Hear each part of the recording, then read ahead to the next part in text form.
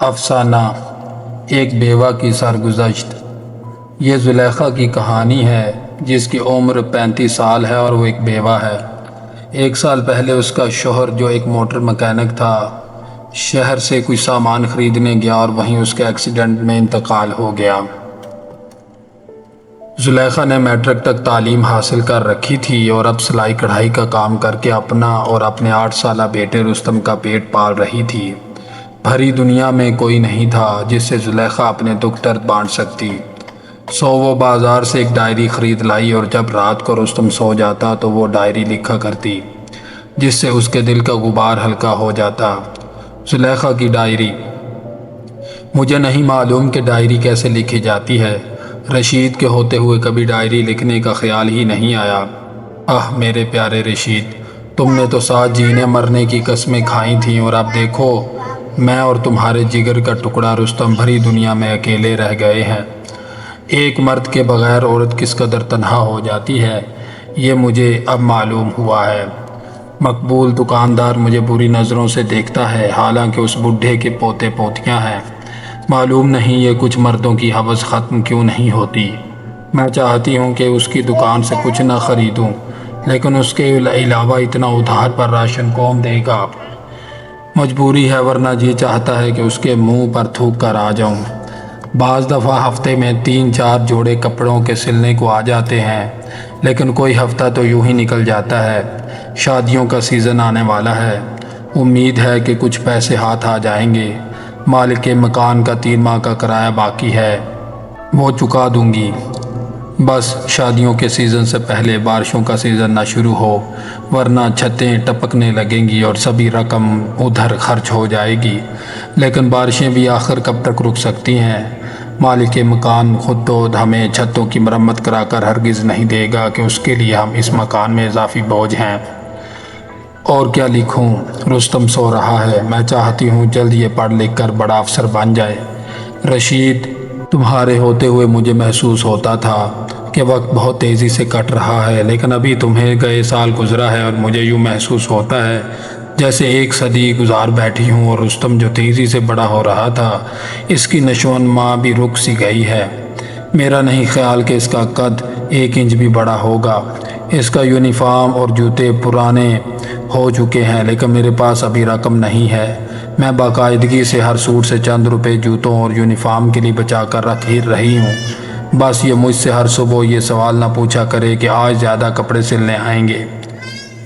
اب اس معصوم بچے کو کیا جواب دوں؟ ڈائری لکھتی رہوں تو صبح ہو جائے۔ نیند اب میری آنکھوں سے روٹھ گئی ہے، آتی بھی ہے تو ہراہٹ پر چونک کر اٹھ بیٹھتی ہوں۔ اکیلی عورت کے دکھ کون سمجھ سکتا ہے کہ جس پر ایک خوف دن رات طاری رہتا ہو۔ یہ تو نہ ختم ہونے والے دکھ ہیں۔ آخر ڈائری میں کیا کیا لکھا جائے؟ بیوہ کا بیٹا۔ رستم باقاعدگی سے اسکول جاتا ہے لیکن اس کے جوتے اور یونیفارم پرانا ہے۔ اس کی ماں نے اس سے کہہ رکھا ہے کہ جب بہت سے کپڑے سلنے کو آئیں گے تو وہ اسے نئے جوتے اور یونیفارم ضرور خرید کر دے گی۔ وہ روز صبح گھر سے نکلنے سے پہلے ماں سے پوچھتا ہے کہ آج زیادہ کپڑے سلنے کو آئیں گے نا؟ ہاں ضرور میرے چاند، آج ڈھیر سارے کپڑے آئیں گے، اس کی ماں جواب دیتی ہے۔ واپسی پر وہ پوچھتا ہے، ماں آج کتنے کپڑے آئے تھے؟ آئے تو زیادہ تھے لیکن ان کے رنگ بالکل اچھے نہیں تھے، میں نے واپس لوٹا دیے کہ اچھے رنگوں والے کپڑے لاؤ تبھی میں سی کر دوں گی۔ اب برے رنگ کے کپڑے تو سی کر نہیں دے سکتی نا۔ وہ سوچتا ہے کہ یہ اچھے رنگ کے کپڑے کب سلنے آئیں گے۔ گلی کے سرے پر جو انکل مقبول ہیں وہ بہت اچھے ہیں کیونکہ وہ اسے مفت میں ٹافیاں دے دیتے ہیں۔ مقبول دکاندار کی کریانے کی دکان ہے اور اس کے تینوں بیٹے شادی کے بعد دوسرے شہروں میں جا بسے ہیں۔ اسے ایک خیال ہمیشہ بے چین رکھتا ہے کہ کیا اسی دن کے لیے اولاد کو پڑھایا لکھایا تھا کہ شادیاں کرنے کے بعد وہ اسے اکیلا چھوڑ کر دور جا بسیں۔ کل ہی اس کے بڑے بیٹے سجاد کا فون آیا تھا، ابا مبارک ہو، فوتا ہوا ہے، آپ لاہور آئیں گے ملنے؟ سجاد نے کہا، جلد آؤں گا، اس نے بڑے روکھے انداز میں کہا تھا۔ سچ تو یہ تھا کہ وہ سجاد سے کہنا چاہتا تھا کہ میں کیوں آؤں ملنے، خود تم سال بعد آتے ہو اور مجھے بلاتے رہتے ہو۔ لاہور کب آؤ گے؟ ملتان کب آنا ہے؟ کراچی کا چکر نہیں لگایا اس سال؟ نہیں لگاتا میں چکر، مجھے بھلا کس چیز کی کمی ہے؟ میرے پاس بھی کافی دولت ہے، میں بھی پھر سے اپنا گھر بساؤں گا۔ لیکن اس نے ایسا کچھ نہیں کہا اور فون بند کر دیا اور زلیخا کے خیالوں میں ڈوب گیا۔ وہ چاہتا تھا کہ کسی طرح زلیخا اس سے شادی کرنے کے لیے راضی ہو جائے۔ بیوہ کی ڈائری۔ آج تو مقبول دکاندار نے حد ہی کر دی۔ مجھے کہتا ہے آپ کا آگے زندگی گزارنے کے بارے میں کیا پلان ہے؟ بڈھے کھسٹ، جو بھی پلان ہو، تمہارا کیا واسطہ تعلق؟ کاش میں نے اس سے 10,000 کا کر سامان نہ خرید رکھا ہوتا تو منہ توڑ دیتی، لیکن سلائی کے لیے اس ہفتے صرف 2 ہی جوڑے آئے ہیں۔ شادیوں کا سیزن آنے والا ہے، رقم جمع ہوتے ہی سب سے پہلے اس مقبول کا قرض لوٹاؤں گی۔ بیوہ کا بیٹا۔ رستم کی ماں نے اس کا جوتا تیسری دفعہ مرمت کرایا تھا اور اب کی بار موچی نے دونوں جوتوں کا تلوا بدل دیا۔ ایک جوتے کے نیچے کچھ موٹا چمڑا لگایا اور دوسرے پر پتلا، جس کی وجہ سے اسے یوں محسوس ہوتا تھا جیسے اس کی ایک ٹانگ لمبی اور دوسری چھوٹی ہے۔ معلوم نہیں یہ اچھے رنگوں کے کپڑے سلنے کب آئیں گے۔ مقبول دکاندار۔ اس نے ایک روز رشتہ کرانے والی خاتون سے بات کی کہ وہ زلیخا سے اس کے رشتے کی بات کرے اور کہے کہ راشن کے جتنے روپے باقی ہیں وہ سب چھوڑنے کو تیار ہے۔ دوسرا، اس کے مالک مکان کو کرایہ بھی ادا کر دے گا۔